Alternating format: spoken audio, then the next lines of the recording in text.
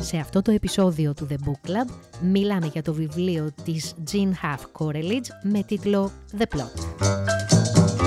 Γεια σας, είμαι η Ελισάβετ Κυρίτσι και αυτό είναι το The Book Club, το πρώτο επεισόδιο, η πρώτη συνάντηση του Book Club που είναι περισσότερο vibe. Γιατί επέλεξα το The Plot για να ξεκινήσω το podcast μου. Η αλήθεια είναι ότι εδώ και μήνες σκεφτόμουν να κάνω αυτό το podcast και κάθε φορά που τελείωνα ένα βιβλίο έλεγα αυτό είναι το πρώτο βιβλίο του podcast. Φυσικά δεν ήρθε ποτέ η στιγμή του να κάτσω να βάλω το μικρόφωνο, τα ακουστικά μου και να γράψω μέχρι που ολοκλήρωσα το The Plot. Γιατί λοιπόν το επέλεξα? Το επέλεξα γιατί έχει και λίγο συμβολικό χαρακτήρα. Η πλοκή είναι κάτι το οποίο για μένα είναι σημαντικό όταν έρχεται η στιγμή να επιλέξω τι θα διαβάσω. Είμαι από αυτούς τους αναγνώστες που προτιμούν μια πολύ ωραία ενδιαφέρουσα πλοκή με μέτρια γλώσσα παρά ένα κέντημα γλωσσικό χωρίς πλοκή. Μου αρέσει το storytelling, μου αρέσει να διαβάζω ωραίες ιστορίες για ωραίους ήρωες. Δεν μ' αρέσει ο εσωτερικός μονόλογος, δεν μ' αρέσουν οι φιλοσοφικές συζητήσεις, δεν μ' αρέσουν οι θεωρίες. Αν βέβαια όλα αυτά είναι ενσωματωμένα σε μία πλοκή, καλοδεχούμενα. Αλλά όχι μόνο αυτό. Έτσι λοιπόν, αποφάσισα να ξεκινήσω με αυτό το βιβλίο. Πώς έφτασα όμως να διαβάσω την πλοκή? Η αλήθεια είναι ότι αυτό τον καιρό μου αρέσουν πάρα πολύ τα βιβλία που έχουν ως κεντρικούς ήρωες συγγραφείς, επιμελητές, editors, που είναι στο περιβάλλον του βιβλίου. Με εκδοτικούς, με διορθωτές, με. Έτσι λοιπόν, γκούγκλαρα βιβλία με ήρωες, συγγραφείς κτλ. Και μέσα σε αυτά τα βιβλία ήταν και η πλοκή. Μέχρι την ώρα που μπήκα στο Goodreads για να βαθμολογήσω την πλοκή, νόμιζα ότι η Jean Half Coleridge ήταν άντρας. Διάβαζα το όνομα κάπως ως Jean Half Coleridge, είναι ούτως ή άλλως κάπως εξωτικό το όνομα, οπότε είχα μείνει στο ότι ήταν άντρας. Ήρθε λοιπόν τώρα και κούμποσε και μία σειρά που παρακολούθησα στο HBO με τίτλο The Undoing, η οποία μάλλον σειρά βασίζεται σε βιβλίο της Coleridge με τίτλο You Should Have Known. Οπότε λέω, η σειρούλα ήταν πάρα πολύ καλή, είχε πάρα πολύ ωραία πλοκή. Γιατί η πλοκή να μην έχει και αυτή μια πολύ ωραία πλοκή? Και ναι, δικαιώθηκα φυσικά. Συγγνώμη από την κυρία Coleridge που στην αρχή νόμιζα ότι είναι άντρας, αλλά μπράβο, δεν ξέρω τι με έπιασε, αλλά μπράβο. Πάμε λοιπόν τώρα στην υπόθεση του βιβλίου. Βασικός ήρωας της ιστορίας είναι ο Jacob Finch Bonner, ένας συγγραφέας στα 30 κάτι του, 30 μέσα κάτι, ο οποίος έχει γράψει όταν ήταν νεότερος ένα βιβλίο το οποίο πήγε αρκετά καλά, με τίτλο The Invention of Wonder. Πήγε αρκετά καλά, μάλιστα οι Times έγραψαν ότι έχει πολλές ελπίδες να δώσει αριστουργήματα στο μέλλον. Promising Young Author συγκεκριμένα, έτσι τον αναφέρουν. Όμως το δεύτερο βιβλίο του δεν έχει την ίδια τύχη. Μένει σε μία μετριότητα. Το όνειρό του βέβαια είναι να μπει το βιβλίο του στις λίστες με τα ευπόλυτα, να γίνει best-sellerας δηλαδή, να κάνει tour, να κάνει book signings, συνεντεύξεις κτλ. Μένει με το όνειρο για αρκετό καιρό. Καθώς το έχει λοιπόν αυτό το όνειρο, πρέπει να ζήσει και κάπως. Και τι κάνει? Πιάνει δουλειά, προσλαμβάνεται μάλλον ως καθηγητής σε ένα κολέγιο στο Vermont, στο Ripley College, θυμηθείτε το όνομα, για να διδάξει δημιουργική γραφή. Το θεωρεί αποτυχία, γιατί στο μυαλό του έχει τη σκέψη ότι κανένας επιτυχημένος συγγραφέας δεν θα έκανε αυτή τη δουλειά. Γιατί τι κάνουν οι επιτυχημένοι συγγραφείς? Γράφουν το επόμενο best seller τους. Αυτός λοιπόν πρέπει να διδάξει σε κάποιους το πώς να γράφουν, τη στιγμή που έχει κολλήσει, έχει φάει τρομερό writer's block. Είναι και απογοητευμένος γιατί το δεύτερο βιβλίο του πήγε άπατο, να το πούμε έτσι. Και ξεκινάει λοιπόν να διδάσκει στο συγκεκριμένο κολέγιο. Εκεί λοιπόν έχει ένα τμήμα με 9 φοιτητές. Το πρόγραμμα αυτό είναι MFA, Master of Fine Arts. Το αναφέρω και αυτό. Μέσα λοιπόν σε αυτούς τους 9 μαθητές είναι και ο Evan Parker, ο οποίος εξομολογείται, εκμυστηρεύεται, μάλλον δεν το εκμυστηρεύεται, το λέει ανοιχτά ότι πήγε σε αυτό το πρόγραμμα όχι για να διδαχτεί, δεν θέλει κανέναν να τον διδάξει, δεν έχει ανάγκη κανέναν, ούτε καν τον Τζέικοπ. Θέλει απλώς να τον συστήσουν σε κάποιον ατζέντη, γιατί έχει στα χέρια του μία φοβερή πλοκή. Μία πλοκή η οποία δεν μπορούν να την κατατάξουν, δεν θα μπορέσει ποτέ κανείς να την κατατάξει στα ήδη υπάρχοντα είδη λογοτεχνίας, είδη μυθιστορήματος. Είναι κάτι ιδιαίτερο. Οπότε στην πρώτη συνάντηση με όλους τους συμμαθητές κάθεται χαλαρός και λέει αυτά τα πράγματα, ότι εγώ έχω στα χέρια μου μία πλοκή που αν τη γράψω, αν την κάνω μυθιστόρημα, θα ξεπουλήσει σαν ζεστή τυρόπιτα. Κάποια στιγμή κάνει μία τέτα-τέτ συνάντηση, όπως πρέπει να κάνουν όλοι οι φοιτητές, με τον Τζέικοπ, του παραδίδει κάποιες σελίδες από το μυθιστόρημα, κάτι λίγα, ένα μικρό απόσπασμα. Ο Τζέικοπ βλέπει ότι πρόκειται για μια μάνα και μια κόρη, οι οποίες ζουν στο ίδιο σπίτι και σχένονται η μία την άλλη, και τίποτα παραπάνω. Ξαναδιαβάζει και ξανακάνει άλλη μία συνάντηση με τον Έβαν, για τον οποίο διαπιστώνει βέβαια ότι είναι πολύ natural στη γραφή του, είναι πάρα πολύ καλός και ότι αν τα βάλει κάτω και το γράψει πραγματικά θα κάνει best seller. Εκεί λοιπόν σε αυτή τη συνάντηση ο Τζέικοπ πείθει τον Έβαν να του πει και την υπόλοιπη πλοκή. Και μεταφερόμαστε 2,5 χρόνια μετά. 2,5 χρόνια μετά και ο Jacob Finch Bonner, ή Jake, θα τον λέμε Jake στο εξής, δεν έχει καταφέρει να γράψει γραμμή ή ότι γράφει τη σβήνει γιατί δεν τον ικανοποιεί και έχει βρεθεί να κάνει 3 δουλειές.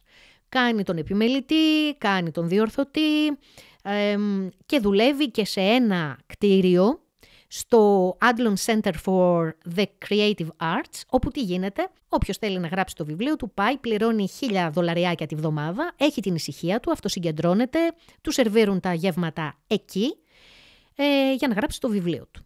Εκεί λοιπόν ο Τζέικ συναντάει έναν συγγραφέα ο οποίος παραπονιέται για το φαγητό, που του θυμίζει του θυμίζει τον Έβαν Πάρκερ. Και αμέσως αναρωτιέται, τι έγινε ρε παιδί μου αυτό το παιδί, το έγραψε το βιβλίο.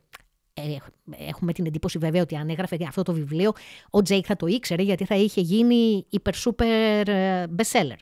Τέλος πάντων μπαίνει στο διαδίκτυο να ψάξει να δει τι έχει γίνει, γιατί μπορεί να του έχει ξεφύγει, και ανακαλύπτει ότι ο Έβαν έχει πεθάνει. Πέθανε από υπερβολική δόση ναρκωτικών και υπάρχει σελίδα στο Facebook με επικίδιους και τα λοιπά και ανθρώπους που γράφουν για τον συγχωρεμένο τα διάφορα. Και τότε λοιπόν ο Τζέικ αναρωτιέται, πέθανε πριν βγάλει το βιβλίο? Ψάχνει καλά, ψάχνει πολύ και ανακαλύπτει ότι το βιβλίο δεν έχει βγει. Και μπαίνει στον πειρασμό. Μήπως να το βγάλω εγώ? Μεταφερόμαστε λοιπόν κάποιο χρονικό διάστημα μετά, όπου ο Jacob Finch Bonner φιγουράρει ανάμεσα στους best seller συγγραφείς με το βιβλίο Crib. Έτσι είναι ο τίτλος του βιβλίου. Ο Jake λοιπόν έχει πάρει την πλοκή κανονικά του Evan Parker, έχει αλλάξει τα ονόματα, έχει αλλάξει τα τοπονύμια φυσικά και έχει γράψει ένα βιβλίο το οποίο γίνεται ακόμη και πρόταση στο book club της Oprah. Φυσικά γνωρίζουμε ότι στην Αμερική, εάν σε προτείνει η Oprah, τελείωσες. Έτσι λοιπόν, εν μία νυχτή, το βιβλίο του ξεπουλάει τρελά. Έτσι λοιπόν ξεκινάει book tour, book signings, συνεντεύξεις επί συνεντεύξεων, αλλάζει διαμέρισμα, αγοράζει πιο μεγάλο, αρχίζει να ζει το όνειρό του. Σε μία από τις στάσεις του tour βρίσκεται στο Σιάτλ.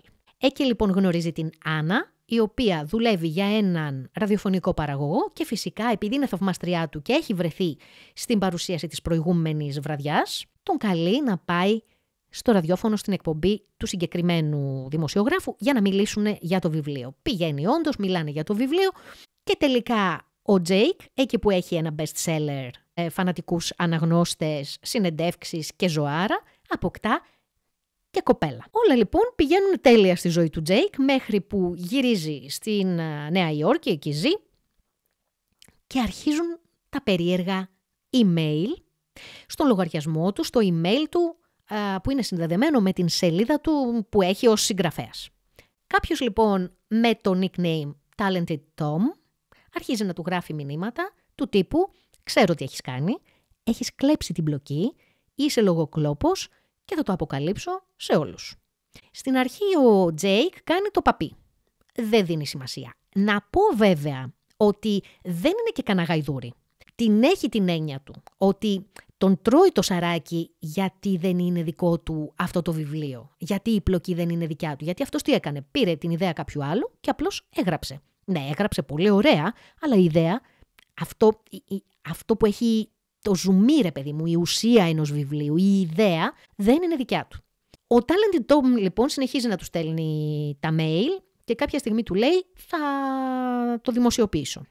Εκεί αρχίζει λιγάκι να τα παίζει ο δικός μας, ο Τζέικ.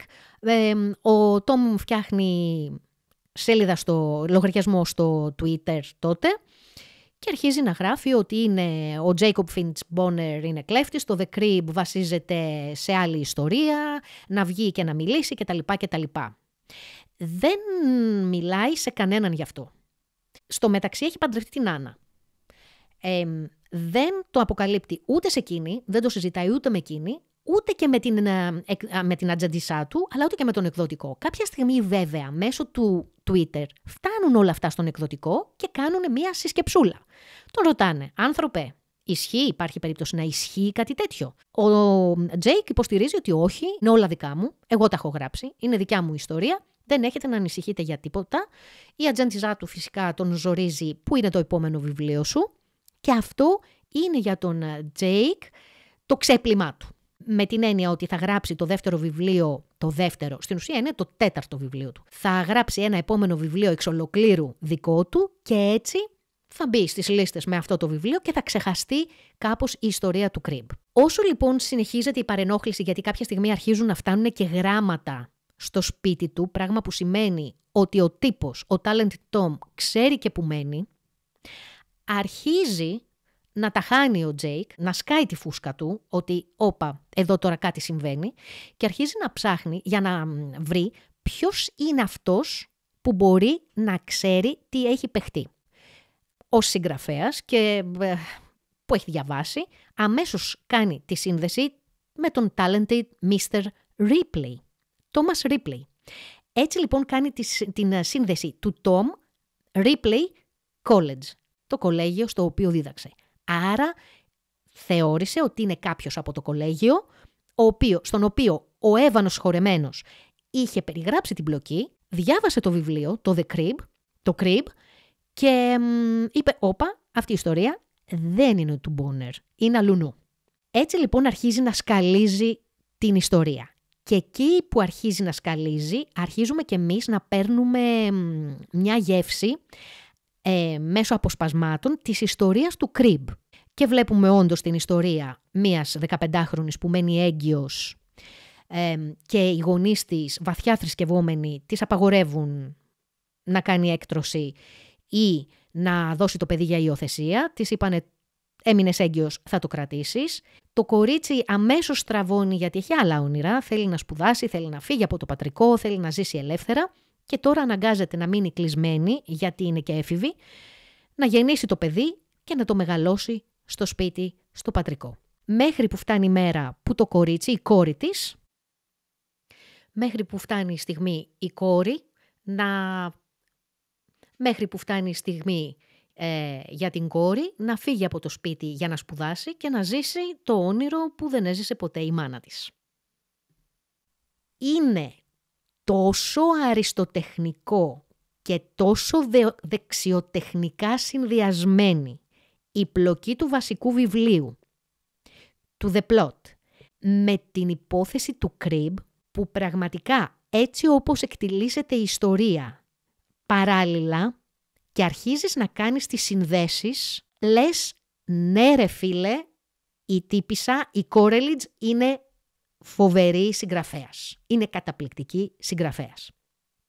Αυτό λοιπόν, φτάνοντας μέχρι εδώ η πλοκή, δεν θέλω να το συνεχίσω. Θα πω απλώς ότι ο Τζέικ ψάχνει να βρει τι έχει γίνει στην ιστορία του Evan Parker, πόσο ο Evan εμπνεύστηκε αυτή την ιστορία, και εδώ είναι όλο το ζουμί της ιστορίας, και αρχίζει να ψάχνει γιατί θεωρεί ότι στην άκρη του νήματος βρίσκεται ο Talented Tom και όντως βρίσκεται ο Talented Tom, ο οποίος είναι μπλιπ. Χωρίς spoiler είπαμε. Μέχρι εδώ λοιπόν η υπόθεση. Τώρα, τι μου άρεσε σε αυτό το βιβλίο? Σας το είπα ήδη. Μου αρέσει ο τρόπος που δένουν τα δύο βιβλία, το βιβλίο που κρατάμε στα χέρια μας, το The Plot, με το βιβλίο που εμπεριέχεται, με το Crib. Το πόσο όμορφα δένουν αυτές οι δύο ιστορίες. Μου αρέσει ο τρόπος που γράφει η Coleridge. Είναι ωραίος. Πολύ ωραίος. Μου αρέσει ο ήρωας. Αγάπησα τον Jacob με τη μία. Δεν χρειάστηκε να προσπαθήσει πάρα πολύ για να με πείσει. Ακόμη δηλαδή και που έγινε λογοκλόπος, δεν με χάλασε γιατί με οδήγησε ωραία στην ιστορία του. Και είναι αυτό που είπα, ότι δεν είναι κανένας άνιωθος, ότι ωραία, τώρα έγινα γνωστός, δεν με ενδιαφέρει, γεια σας. Το έζησε. Τι δεν μου άρεσε? Το πρώτο πράγμα που δεν μου άρεσε είναι κάτι τεχνικό. Η Coleridge γράφει μεγάλες προτάσεις. Είναι κάτι που δεν το αγαπώ ιδιαίτερα. Μεγάλες προτάσεις με παρενθέσεις, με παύλες, να πρέπει να φάω την παρένθεση για να διαβάσω την κύρια πρόταση, να φάω τις παύλες. Ενδεχομένως, αν διάβαζα την ελληνική έκδοση του Μίνωα, επαναλαμβάνω, να μην δυσκολευόμουν τόσο. Αυτό όμως στην αρχή με δυσκόλεψε και μέχρι να ρολάρει, να προσαρμοστώ και να ρολάρω στον τρόπο που γράφει η Coleridge, λίγο με ζόρισε. Και γι' αυτό το πήγα πολύ αργά. Αλλά κατά τα άλλα από κάποιο σημείο και μετά, ή εγώ συνήθισα να τα διαβάζω, ή η Coleridge σταμάτησε να γράφει τόσο μεγάλες μακροσκελείς, μεγάλες μακριές προτάσεις. Τι δεν μου άρεσε επίσης? Δεν μου άρεσε το τέλος. Δεν είναι ότι δεν μου άρεσε το τέλος τύπου σειρά Lost, σειρά Game of Thrones που μου έχτιζες και στο τέλος μου πέταξες μία παπάντζα. Δεν πετάει παπάντζα, μια χαρά το τελειώνει, απλώς εμένα δεν μου αρέσει ο τρόπος που τελειώνει. Θα ήθελα να τελειώνει κάπως διαφορετικά. Και αν θέλετε να μάθετε, δηλαδή αν δεν έχετε πρόβλημα για spoiler, ακολουθήστε το The Book Club στο Instagram και στείλτε μου εκεί πέρα μήνυμα. Γιατί τελειώνει με τον τρόπο που τελειώνει? Γιατί υπάρχει και συνέχεια. Εάν σκοπεύετε να διαβάσετε την πλοκή, πραγματικά μην ψάξετε να δείτε ποιο είναι το δεύτερο βιβλίο. Τίποτα. Πάτε στο βιβλιοπωλείο, πάρτε την πλοκή, διαβάστε το και μετά, εάν θέλετε να συνεχίσετε στο δεύτερο μέρος, ψάξτε να βρείτε ποιο είναι το δεύτερο μέρος. Μην το κάνετε από πριν, θα καταστραφεί όλο το σκηνικό. Το θέμα είναι ότι χτίζει τόσο ωραία, ο Τζέικ το παλεύει, κάνει, δείχνει και έρχεται το τέλος και λες γιατί, τελείωσε το εκεί.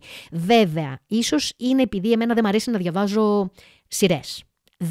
Πέρα από το Game of Thrones, τα άπειρα βιβλία, περιμένοντας το καινούριο ποτέ, δεν έχω διαβάσει άλλες σειρές. Ίσως να με χάλασε και αυτό, να ήθελα να τελειώσει εκεί. Αρνούμαι να διαβάσω τη συνέχεια, Βέβαια, φτιάχνοντας το πρώτο επεισόδιο εδώ για την πλοκή, μπαίνω στον πειρασμό τελικά να το βρω και το δεύτερο βιβλίο, να βρω και τη συνέχεια, να δω. Στο Goodreads εγώ έδωσα 4 αστεράκια. Η αλήθεια είναι. Μου άρεσε. Μπορεί να μην είναι ακριβώς 4, να είναι 3,5, να είναι 3,7. Δεν είναι πάνω από 4. Έχω δώσει 5. Το 5 έρχεται την επόμενη εβδομάδα. Αυτά λοιπόν για το πρώτο επεισόδιο, πρώτη συνάντηση αν θέλετε, στο Vibe που λέγεται The Book Club. Αν σας άρεσε το Vibe, κάντε subscribe σε όποια πλατφόρμα ακούτε τα αγαπημένα σας podcast. Επίσης ακολουθήστε το The Book Club στο Instagram για περισσότερο content. Νέο επεισόδιο και νέο βιβλίο φυσικά την επόμενη Τετάρτη. Bye bye!